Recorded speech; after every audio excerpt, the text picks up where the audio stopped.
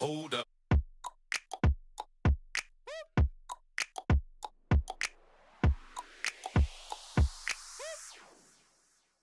I hope you're having a great day and I hope you're staying safe at home. Today, I want to talk about a topic that can actually change our life if we start to introspect and see if we are victims of instant gratification.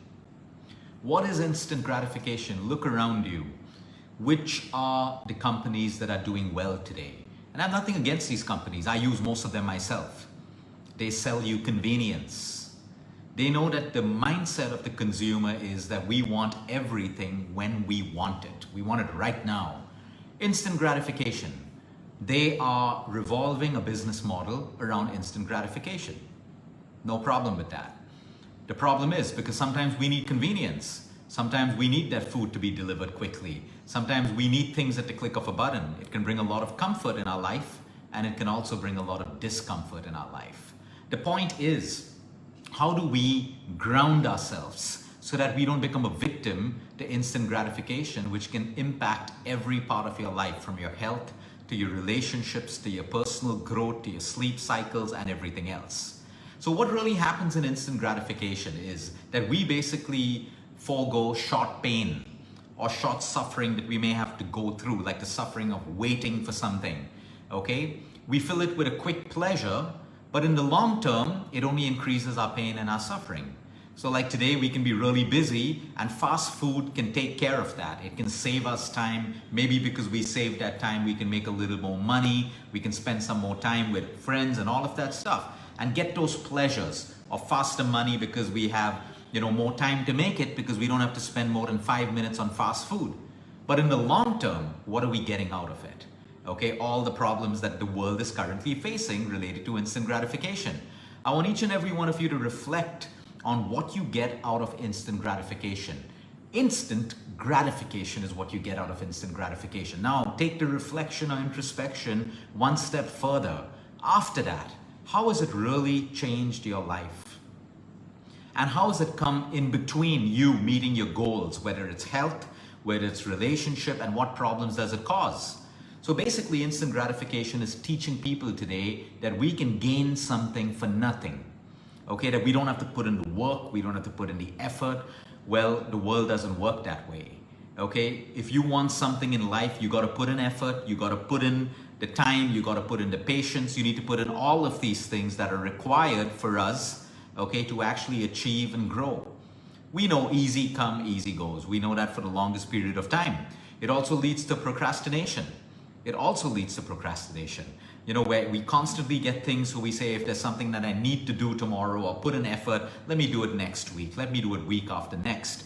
It brings up impulsive behaviors because instant gratification will not always happen in your life. So if you're used to it and all of a sudden you have to wait for something, all of a sudden it doesn't give you what you need when you want it, impulsive behaviors like anger comes up, irritability, frustration, all of that increases your stress levels. If it increases your stress levels, you now have a vicious cycle of overeating, binge eating, feeling low, feeling depressed because life isn't giving you what you want when you want it.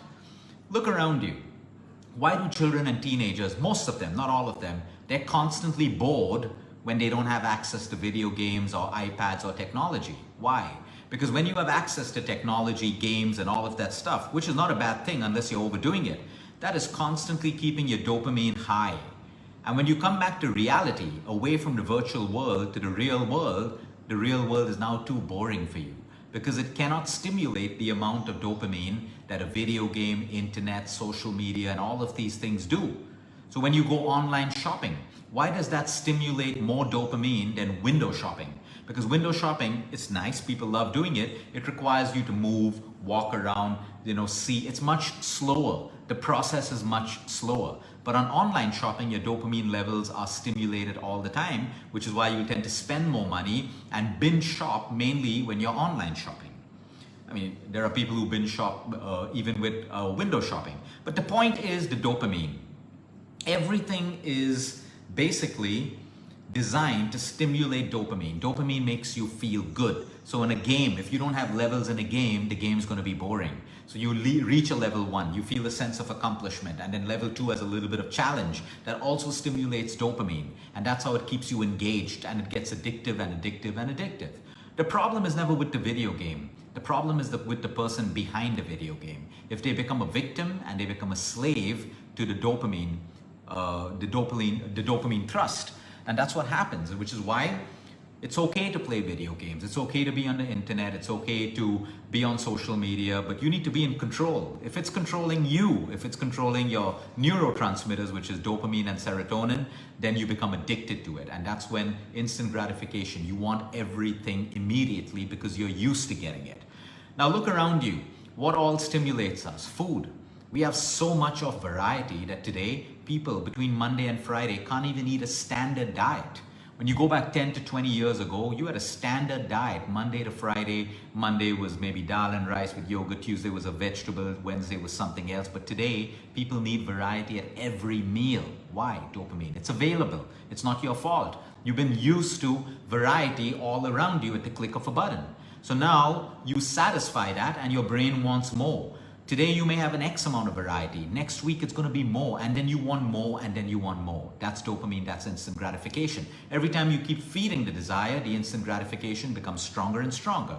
Then you have the internet, you have social media, which we all know is designed with algorithms to keep us engaged. It shows you what you clicked on, more of it, because it thinks you're interested in that. So you start spending more time on social media because it's giving you exactly what your interests are. So every time you click on something, okay, people, the algorithm knows that you like this and it starts throwing up more posts. We all know this, we watched the Netflix series. So I'm not going to go in detail. We spoke about games, shopping, drinking.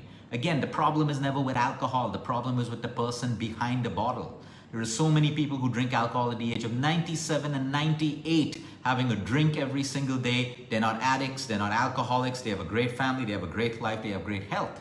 The problem is not alcohol, the problem is the person behind it. What intention are you drinking alcohol? To fill up your voids, to feel better, to lift up your self-esteem, your self-confidence. And the more and more you do that, the more and more alcohol you need. So if you feel low right now, instead of dealing with the low, if there's a glass of whiskey that can fix you, you reach out for the glass of whiskey. Okay, I don't have a problem with you reaching out for the glass of whiskey, but that's not going to solve your problem. You still got to go back and face the low. You got to face. One thing that I want people to realize in life, you are finally going to have to face everything that you're suppressing. You are finally going to have to face everything that you are meant to face. You can't push it away. Maybe you'll get away with it today, a week, a month, 2 years, 5 years, 10 years. But the more you suppress it, the deeper it's going in you, and the more powerful the need for it to come out of you. So at some point, you got to face it. There's a problem in your relationship, don't run away from it. Face it, take an action. There's a problem with your health, face it, put in the necessary work. There's a problem at work, fix it, do what it needs to. You can easily take the back seat and sit and complain and blame and find problems with the world and look for signs to justify your next move. But the problem is missing action. And you don't want to take that action because someone promised you that life is easy and that you're entitled to everything and you should have everything that you want to whenever you need it. So what happens? We produce a generation of bored adults, bored kids who need constant stimulation of drugs, alcohol, more TV, more whatever. Like I said, I don't have a problem with anything. Netflix isn't the problem. You are the problem because you are over consuming it. And you're allowing your sleep to get destroyed, your life to get destroyed. YouTube is not the problem, you are the problem. So the problem is always with us. How we take it. How we take it. Today people say drugs are bad. Of course drugs are bad and they're illegal. But the point is, it works on the same addictive principle as your Netflix, your online shopping, your alcohol, and everything else. So it is the principle and the context of the matter that we need to understand. So with instant gratification, there are no limits, there are no restraints. That builds up more clutter in your life, more debt in your life. You have a credit card that gives you a powerful feeling. Oh, I have a credit limit of 5 lakhs, which means it gives you that power that I can afford anything within 5 lakhs, but you don't have 5 lakhs. And that's how debt tends to build up. It can help you when you really, really need it. But the next month you decide, oh, I can just pay the minimum payment and now I still have debt. Let me live beyond my means. And that's how credit now becomes debt. and that ruins your life and everyone else's. So the point is, again, that's instant gratification, knowing that you can swipe a card and have what you want even when you don't have the money for it. Then you have poor health because all of this affects your health, and you start to live your life with mindlessness. You're not mindful about anything. Like people say, I love good food. They don't even remember how good food tasted when you ask them the next day because they mindlessly ate that food. They can't talk about it. But when you mindfully eat, you can talk about the flavor in that food, the way it was, the appeal of the food, how it tasted, the spice that you picked up. So what is the solution? The solution, again, is mindfully. Do all of this. The TV, the socializing, the social media, the internet, do all of it. But mindfully. The moment you start yourself find yourself mindlessly scrolling, okay, you need to pause because your brain is just operating on dopamine. You need to self-restrain, put down that phone. Why am I doing it? How is it serving my goal? How is it serving me in this moment? How is it serving my life? These are 3 questions you have. Let's get straight into solution mode. So if you're trying to reduce instant gratification, the first way, watch the urges. What are the patterns? Is it when you're bored that you mindlessly scroll? Okay, is it when you're bored that you mindlessly drink? Is it when you're bored that you mindlessly do something? Is it when you're sad? Is it when you're happy? Is it when you're lonely? Identify the urges. You first need to know what causes you to do things with mindlessness. That's number 1. Then, if it's giving you instant gratification, ask yourself, fine, good, but is this going to affect me in the long term? Is this going to affect me? Does this affect my goal? Which is why, to avoid instant gratification, we have to clearly remind ourselves of the goals that we have. So if I have a clear goal and I find myself engaging in instant gratification, I have to ask myself, is this aligned with my goal? Is this going to help me achieve my goal? If not, it's an obstacle. And that gives you the inspiration or the motivation to slowly use self-restraint, which is the second point. One of the easiest ways to combat instant gratification is self-restraint. But for that, you got to break your sense of entitlement that you should get what you want when you want. No, life doesn't work that way. And a lot of people who have money, they think they can buy that. But after a while, they can't. And they know it. Their money can't buy them that. So the whole point is self-restraint. Okay? If I find I'm doing something like out of habit, don't do it at that point. Maybe do it an hour later. But at that point, don't do it because your brain knows that you're going to do that. And you're going to strengthen the neural pattern by doing it over and over again. So to break that pattern, do something else. So if I'm going to reach out for my phone right now because I'm mindlessly going to scroll, but I remember, okay, put it down, okay, and do something else. Have a glass of water, do 10 jumping jacks, call up a friend, go, whatever it is. Create a distraction. So that neural circuit is now broken and it's being replaced with something else. Tomorrow again, you're going to lift up your phone to mindlessly scroll. Do the same thing again. Whether it was a glass of water, whether it was reading a book, calling up a friend. And over time, you're going to build over that bad pattern and you're going to strengthen it with a new pattern. So that's something that you need to do.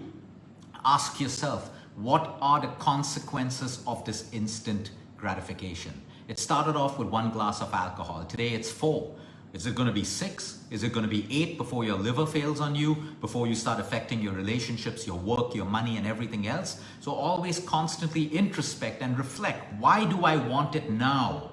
Do I want it now because it boosts my ego and pride and gives me a sense of power that, hey, I can have what I want when I want? Because if that is the case, and that's a human thing, it doesn't make you a bad person. It will teach you how to meditate, teach you how to ground yourself, and teach you how to relax your ego and your pride. Okay, your sleep is important. Spend more time in nature. If you're trying to break away from instant gratification, spend more time in nature. Automatically that breaks it because you're constantly connected in your virtual world. You need to get back to reality, and the best way to do that is with nature. Exercise. Every time you find you're getting yourself locked into instant gratification, go for a run, skip, jumping jacks, do an hour of exercise, do 30 minutes of exercise, distract yourself and produce endorphins. So endorphins will also really work to make you feel good. So you just don't have a dopamine crash. Sleep, extremely important. So when you sacrifice your sleep to stimulate dopamine, then in the future to sleep better becomes more and more difficult. And then you say, I can't sleep. Of course you can't sleep. You don't have the right hormones working for you to sleep. So instant gratification is destroying our lives. Okay? It's also making us comfortable, which is a good thing. But now you've got to find the wisdom to draw a line between what is destroying you and what is actually adding to adding value to your life. And you got to start now. So for every parent who says, oh, I can't help it. Yes, you can help it. Everyone can help it. Tomorrow, if your child starts doing drugs, are you going to say, I can't help it? No, you will find a way to stop it. It's the same thing. It's the same thing with instant gratification when it comes to iPads, gadgets, or whatever it is. Give them time, but also teach them to be without it. Your kids and yourselves. Every time you're bored, it's okay to be bored. Please understand that most creativity is born out of you being bored. It's born out of you being bored. And try this with your children. Try this with yourself. No matter how bored they are or how bored you are, do not fill it with instant gratification. Be bored. And your mind, after a while, once you go through that little pain or that little suffering of being bored, okay, your mind is going to start moving in a whole new direction of creating something new, doing something new. Your neural circuits are now going to change because the brain's confused. Oh, usually when Luke's bored, he reaches out for a bar of chocolate. He's not doing that anymore. So everything starts off with practice. And why am I talking about instant gratification? Because it affects your health. You mindlessly eat that second scoop of ice cream. Your body could handle the first one. It can't handle the second. You mindlessly overeat. You mindlessly miss your workouts. You mindlessly sacrifice your sleep. You mindlessly don't look at your emotional health because instant gratification is giving you short bursts of pleasure and health, which after a while, like the word short means, they last for a short period of time. And because it's destroying your health, instant gratification becomes something that we prescribe on all of our prescriptions, coaching people to kind of relax, take it easy. The more you want to do something immediately, the more you have to use self-restraint. People can give you chants and meditations and all of that stuff. But at the end of the day, discipline and self-restraint is the number one thing that is going to help you to change. Have a great day, everyone. Until next time, eat smart, move more, sleep right, breathe deep, and remember, you care. It's all about you.